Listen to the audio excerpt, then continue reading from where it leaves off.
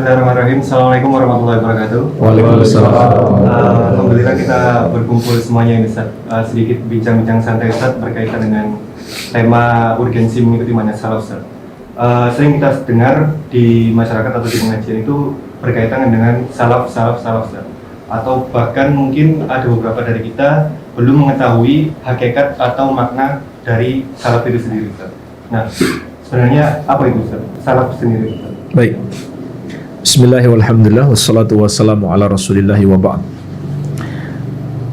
Salaf itu secara bahasa artinya ma madha wa taqaddam, sesuatu yang mendahului atau sudah berlalu. Itu arti salaf secara bahasa. Tetapi makna salaf dalam istilah syariat adalah generasi pertama umat Islam. Mereka disebut generasi salaf karena mereka adalah generasi yang telah berlalu. Dan umumnya kalau ulama menyebut generasi salaf, maka yang mereka maksudkan adalah 3 generasi pertama: sahabat, tabi'in, dan tabi'ut tabi'in. Kenapa mereka yang dikhususkan dengan salaf? Karena ada hadis Nabi Muhammad SAW. Beliau bersabda, khairun nasi qarni, thumma alladhina yalunahum, thumma alladhina yalunahum. Sebaik-baik manusia adalah generasiku, yaitu sahabat beliau. Kemudian generasi setelah mereka, yaitu tabi'in. Kemudian generasi setelah mereka, yaitu tabi'ut tabi'in. Inilah yang disebut dengan generasi salaf. Nah, hadis ini sifatnya pujian. Pujian Nabi SAW bahwa mereka adalah generasi terbaik. Namun di dalamnya mengandung perintah agar kita mencontoh dan meneladani mereka. Makanya orang yang mencontoh mereka disebut salafi. Jadi kalau dalam bahasa Arab kata salaf artinya generasi pertama umat Islam, yaitu sahabat, tabi'in, dan tabi'ut tabi'in. 3 generasi pertama. Kemudian kita tambah huruf ya, maka dibaca salafi. Ya itu disebut dalam bahasa Arab ya unisbah, ya untuk penisbatan. Jadi salaf itu generasi pertama umat Islam, salafi artinya pengikut mereka. Jadi salafi itu bukan golongan, bukan kelompok, bukan organisasi, tapi setiap umat Islam yang mengikuti 3 generasi pertama umat Islam, generasi salaf, maka dia disebut salafi. Iya. Dan ini perintah Nabi SAW untuk mengikuti mereka, karena mereka adalah generasi terbaik, terutama para sahabat. Terutama para sahabat radhiyallahu anhum ajmain. Iya. Jadi ini makna salaf secara bahasa dan istilah. Adapun manhaj, manhaj itu artinya metode. Metode beragama. Cara kita beragama. Contohnya, ketika kita ingin memahami satu ayat atau satu hadis, maka kita cari tahu dulu bagaimana sahabat memahami ayat dan hadis itu. Bagaimana tabi'in dan tabi'ut tabi'in memahami ayat dan hadis itu. Jangan kita buat pemahaman sendiri yang berbeda dengan pemahaman mereka. Jadi ini yang disebut dengan metode beragama atau manhaj. Jadi manhajus salaf artinya adalah metode beragama generasi salaf yang kita harus teladani. Itu pengertiannya. Kiranya apa untuk mengikuti manhaj salaf atau mungkin ada beberapa keutamaan untuk mengikuti manhaj yang mulia itu? Baik, inilah satu-satunya jalan keselamatan. Tidak ada yang lain. Sebagaimana dalam hadis tentang perpecahan umat, Nabi SAW bersabda, "Wa sataftariqu ummati ala 73 firqah, kulluha finnar illa wahidah." Umatku akan terpecah menjadi 73 golongan. Semuanya di neraka kecuali satu. Artinya semuanya salah, semuanya tidak benar, hanya satu yang benar. Apa yang benar itu? Ma ana alaihi wa ashabi, yang mengikuti aku dan para sahabatku. Jadi nggak ada jalan untuk selamat, tidak ada jalan lain kecuali mengikuti generasi salaf, mengikuti Rasulullah SAW dan para sahabat tabi'ut. Dan juga Allah telah menegaskan keridhaan Allah terhadap para sahabat dalam surat At-Taubah ayat ke-100. Muhajirin wal ansar walladzina tabauhum bi radhiyallahu anhum wa radu an. Dan orang-orang yang pertama masuk Islam dari kalangan Al-Muhajirin dan Al-Ansar, yaitu sahabat-sahabat Nabi Muhammad sallallahu alaihi wasallam. Dan orang-orang yang mengikuti mereka dengan baik, maka Allah ridho kepada mereka dan mereka pun ridho kepada Allah.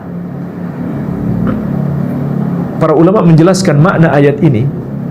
Allah meridhoi para sahabat karena akidah mereka benar, amalan mereka benar, maka Allah ridhoi mereka. Kemudian ayat ini juga mengabarkan bukan hanya sahabat yang Allah akan ridhoi, tetapi juga walladzina tabauhum bi ihsan, orang-orang yang mengikuti mereka dengan baik. Jadi kalau kita berusaha mengikuti sahabat dengan baik, maka insya Allah kita juga akan termasuk orang-orang yang Allah ridhoi. Ya, jadi inilah jalan menggapai ridho Allah, mengikuti Rasulullah sallallahu alaihi wasallam dan para sahabat radhiyallahu anhum ajmain. Seperti itu, akhi. Sekarang muncul gini Ustaz, pada saat kita menerapkan atau mengikuti manhaj salaf, kemudian menerapkan sunnah Nabi sallallahu alaihi wasallam, otomatis kita mengikuti jalan hidup Nabi Ustaz sallallahu alaihi wasallam. Baik itu dari segi penampilan maupun dari segi akidah. Nah, dari segi penampilan sendiri mungkin kita membiarkan jenggot, kemudian memotong celana di atas mata kaki. Muncul stigma atau pembicaraan di masyarakat, wah ini jangan-jangan teroris atau wahabi. Itu menyikapi hal tersebut bagaimana? Iya, baik. Kadang sering juga menimpa kita yang sudah menerapkan sunnah Nabi. Pertama perlu saya ingatkan terlebih dahulu, mengikuti Nabi Muhammad SAW yang paling utama adalah mengikuti akidah beliau, keimanan beliau, kemudian ibadah beliau, kemudian akhlak beliau. Ini 3 hal: akidah, ibadah, dan akhlak. Ini yang paling penting dalam meneladani Rasulullah SAW. Iya. Termasuk dalam adab-adab berpakaian, itu juga bagian dari akhlak yang mulia. Adab-adab berpakaian. Rasulullah SAW bersabda, "Ma asfala minal ka'bain minal izar finnar." Pakaian itu hendaklah di atas mata kaki. Pakaian yang di bawah mata kaki terancam masuk neraka. Iya. Walaupun ada hadis-hadis yang berbicara tentang antara yang sombong dan tidak sombong. Dan di sini terjadi khilaf ulama. Pendapat yang paling kuat, insya Allah, orang yang menggunakan pakaian melewati mata kaki, kalau dia menggunakannya karena sombong, dosanya lebih besar. Kalau dia tidak berniat karena sombong, dia tetap berdosa, walaupun dosanya lebih ringan daripada yang menggunakannya karena sombong. Iya. Jadi ini termasuk bimbingan Nabi SAW dalam berpakaian. Namun ternyata kita dapatkan ada orang-orang melakukan aksi terorisme juga seperti itu penampilannya. Ya, pakaiannya tidak menutupi mata kaki, sehingga memunculkan stigma. Jadi seakan-akan orang yang berpakaian tidak menutupi mata kaki, begitu pula yang berjenggot, itu adalah ciri-ciri teroris. Maka tentu menyikapi hal seperti ini, kita harus terangkan, kita harus jelaskan. Ini bukan ciri-ciri teroris, ini sunnah Nabi SAW. Ya, tentang jenggot, Nabi SAW bersabda, "U'ful liha wa u'fus syawarib." Biarkan jenggot Anda tumbuh dan potong kumis Anda. Jadi itu sunnah Nabi SAW.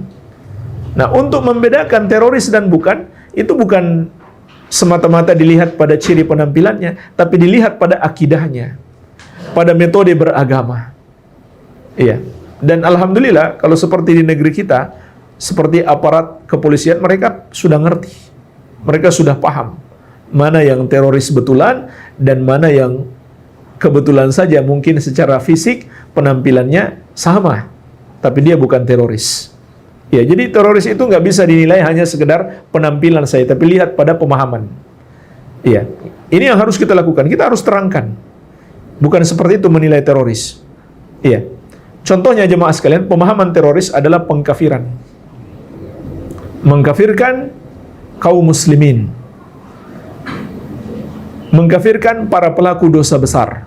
Makanya jangan heran kalau mereka melakukan pengoboman, mereka nggak peduli walaupun ada muslim yang mati. Walaupun mereka bilang berjihad melawan orang kafir, tapi mereka nggak peduli walaupun ada muslim yang mati, karena mereka anggap muslim ini sudah kafir. Muslim ini sudah kafir. Iya. Nah, disinilah ini sebagai contoh jamaah sekalian, sekaligus kita jelaskan contoh urgensinya mengikuti pemahaman sahabat dalam memahami Al-Quran. Di antaranya memahami surat Al-Maidah ayat 44. Allah Azza wa Jalla berfirman, "Wa man lam yahkum bima anzalallah fa ulaika humul kafirun." Barang siapa yang berhukum, barang siapa yang tidak berhukum dengan syariat yang Allah turunkan, maka mereka adalah orang-orang kafir. Nah, jemaah sekalian, bagaimana memahami ayat ini?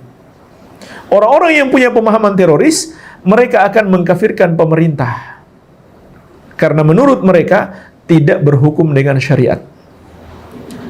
Kemudian aparat pemerintah mereka juga kafirkan, karena menurut mereka membantu pemerintah yang tidak berhukum dengan syariat. Makanya jangan heran, pernah terjadi di Cirebon, teroris mengebom masjid di kantor polisi, lagi sholat Jumat, subhanallah.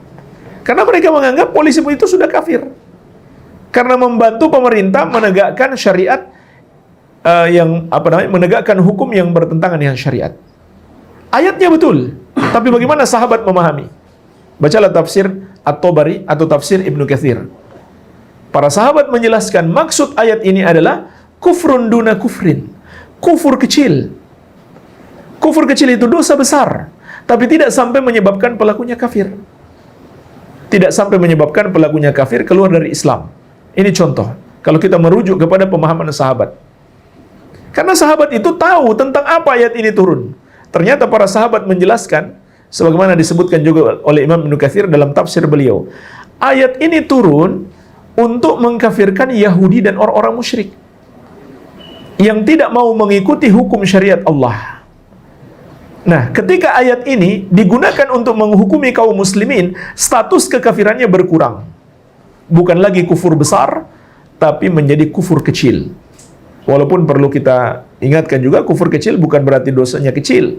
Kufur kecil itu dosa besar, tapi tidak sampai menyebabkan pelakunya murtad keluar dari Islam. Iya. Nah, ini kalau kita merujuk kepada pemahaman sahabat, betul itu salah tapi nggak sampai kafir.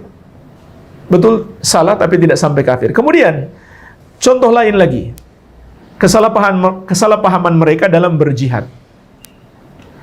Betul, ada mereka ikut ayat-ayat jihad, hadis-hadis tentang jihad, keutamaan mati syahid. Makanya mereka berani melakukan bom bunuh diri. Tapi pertanyaannya, begitukah Nabi dan sahabat memahami ayat dan hadis itu? Ternyata tidak. Coba lihat praktek mereka misalkan, ya. Lihat orang kafir, lalu mereka bom gereja. Atau orang kafir di tempat maksiat, lalu mereka bom. Begitukah cara Nabi SAW berjihad? Tidak. Rasulullah SAW, beliau ketika berjihad, kalau ketemu orang kafir, beliau akan kasih 3 pilihan. Itu nggak langsung diperangi. Beliau berikan 3 pilihan. Pilihan yang pertama, ajak mereka masuk Islam, supaya mereka selamat dari azab Allah. Itulah tujuan jihad, menyelamatkan manusia dari azab Allah. Ini pilihan yang pertama. Itu yang dilakukan Nabi SAW ketika berjumpa orang-orang kafir di medan perang. Nggak langsung diperangi, dinasihati terlebih dahulu, diajak masuk Islam, diajak masuk surga. Kemudian kalau mereka tidak mau, dikasih pilihan yang kedua. Apa pilihan yang kedua? Menjadi kafir dhimmi. Orang kafir dhimmi itu adalah orang kafir yang tinggal di negeri kaum muslimin, dan wajib bagi kaum muslimin untuk melindunginya. Itu status orang kafir yang tinggal di negeri muslim. Membunuh mereka dosanya sangat besar. Rasulullah SAW bersabda, "Man qatala mu'ahadan lam yarah raihatal jannah." Barang siapa membunuh orang kafir yang terikat perjanjian dengan kaum muslimin, di antaranya perjanjian sebagai warga negara, maka siapa yang membunuhnya, dia tidak akan mencium bau surga. Ini malah dilarang oleh Nabi SAW membunuh orang kafir yang tinggal di negeri kaum muslimin. Tapi apa yang mereka lakukan? Mereka membunuh orang kafir dan mereka anggap itu jihad. Nah, pilihan yang kedua mereka tidak mau, barulah jihad. Ya, jadi ini yang harus kita jelaskan. Ini pemahaman teroris seperti ini, bertentangan dengan ajaran Rasulullah SAW. Ya, adapun yang kita amalkan, kalau kita berjenggot dan menggunakan pakaian di atas mata kaki, itu mengikuti sunnah Nabi Muhammad SAW. Terlepas dari perbedaan pendapat ulama soal hukumnya, wajib atau sunnah. Tapi mengamalkannya bukan sama sekali ciri-ciri teroris, tapi mengamalkan sunnah Nabi SAW. Dan tentunya kita bersabar dan menjelaskan dengan baik. Iya, barangkali seperti itu. Wallahu alam. Ya. Oh iya, Ustaz. Tadi yang ini Ustaz, maksudnya sering ada dikaitkan kita itu yang pengikut salaf itu Wahabi. Baik, Ustaz. iya. Gimana Ustaz? Iya. Jadi Wahabi itu, kalau secara bahasa ya, itu berasal dari kata Al-Wahhab. Al-Wahhab itu nama Allah. Artinya Allah yang maha memberi. Kemudian mereka tambah huruf ya, jadi Wahabi. Sebenarnya kalau dari segi bahasa maknanya bagus. Artinya pengikut Allah. Tapi yang mereka maksudkan bukan pengikut Allah, pengikut Muhammad bin Abdul Wahhab. Jadi secara bahasa pun sudah salah sebenarnya. Bukan hanya salah, tapi ini adab buruk kepada Allah. Sebab yang mereka beri nama Wahabi itu maksudnya untuk menjelekkan, tapi menggunakan nama Allah. Ini adab buruk sebenarnya. Padahal yang mereka maksudkan pengikut Muhammad bin Abdul Wahhab. Ya, namanya Muhammad. Abdul Wahhab nama ayahnya. Al-Wahhab nama Allah Azza wa Jalla. Nama ayahnya Abdul Wahhab. Namanya Muhammad. Iya. Nah, siapa Syekh Muhammad bin Abdul Wahhab itu? Beliau adalah pejuang Islam, ulama besar Ahlus Sunnah wal Jamaah di abad ke-12 Hijriah. Buku-buku beliau sampai sekarang masih ada. Bisa diteliti, bisa diuji, tidak ada yang keluar dari ajaran Ahlus Sunnah wal Jamaah. Hanya saja kenapa banyak orang membenci beliau?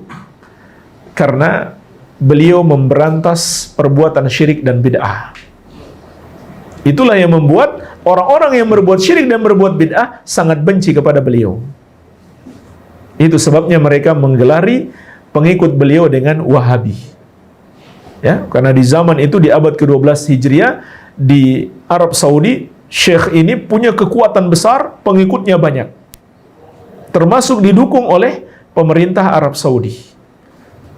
Nah, disitulah menyebabkan kebencian orang-orang yang berbuat syirik dan bid'ah. Karena mereka diberantas syirik dan bid'ahnya bukan hanya dengan lisan, tapi juga dengan kekuatan, dengan kebijakan pemerintah di masa tersebut. Iya. Jadi itu sebabnya mereka menamakan Wahabi. Dan intinya yang mereka namakan Wahabi, nggak ada ajaran baru.